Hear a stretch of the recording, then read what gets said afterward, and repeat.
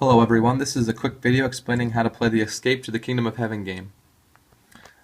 You'll all get a copy of these instructions here. You'll also get a stack of the tiles that we'll use for the game pieces for each of the players, all the students, a pile of 25 what we're going to call grace gems, and a stack of these question cards that will be used during the game. To begin the game, what you'll want to do is remove the Kingdom of Heaven tile and Earth tile from the stack here. We'll put those off to the side for now. Then what we're going to do is we're going to take and we'll shuffle this deck here. That way all the tiles are all mixed up. After shuffling the deck, we'll take the top 4 tiles off. 1, 2, 3, and 4. And we're going to mix the Kingdom of Heaven tile in with these. This way, it's kind of a surprise, it's a secret, we don't know where the Kingdom of Heaven tile is going to be. It's going to come up at some point. And we're going to take and we're going to put those right at the bottom of the deck. So it will be towards the bottom, but we don't know which tile it's going to be. After that, we're going to take our Earth tile and place it right in the center. And we're going to take 2 tiles randomly and put them beside it.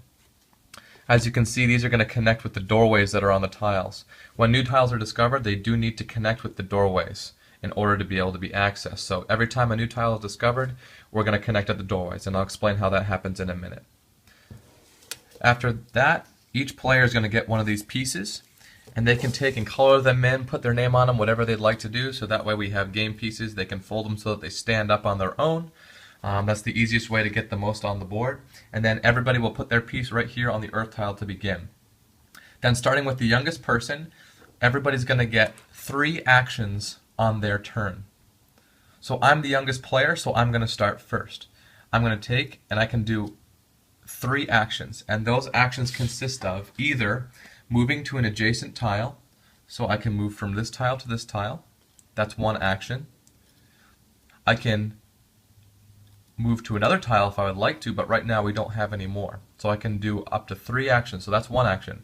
2, I'm going to answer a question card. As you see here, there's a question mark, so that means I can answer a question on this tile. So when I pull this question, as the leader, you're going to ask all the questions because the answers are written on them. But this question says true or false. We can interact with angels. The answer is true.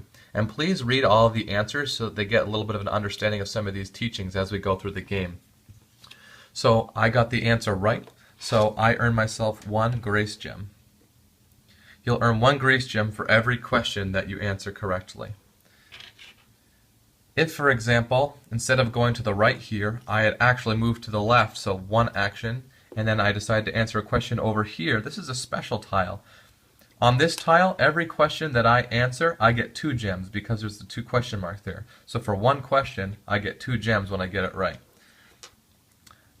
But we're going to reset over here because this is where I moved. So my first action was to move to this tile. My second action, I answered that question, and I can either do another action because I can use up to 3, or I can pass. Right now I'll do 1 more action and I'll earn another gem. This next one asks, the church has a female identity because A, Jesus is the groom and the church is the bride. B, God wanted us to know that women are important. C, Mary, a woman, gave birth to Jesus. Or D, Jesus' followers needed a role model. Now I'm going to answer C, and unfortunately that's incorrect. So I'm not going to earn a gem with this card. There are only 50 questions in this deck, so the students are going to want to get as many right because they will need to accumulate these gems in order to discover new tiles. Let's fast forward a little bit further into the game. Let's pretend that I have 3 gems here, and my other teammate has 2 gems over here. Now, in order to discover a new tile, it's always going to cost 2 gems. So this person is going to move from this tile 1 action, 2 action, and then for the 3rd action, he or she is going to discover a new tile here. So it's going to cost 2 gems. So we're going to take the 2 gems and put them in the discard pile, and we're going to flip a new tile.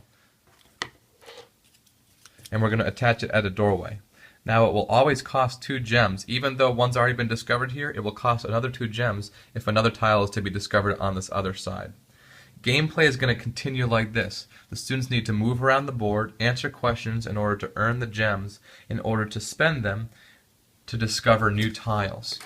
When we reach the end of the game, we're going to end up finding our heaven tile.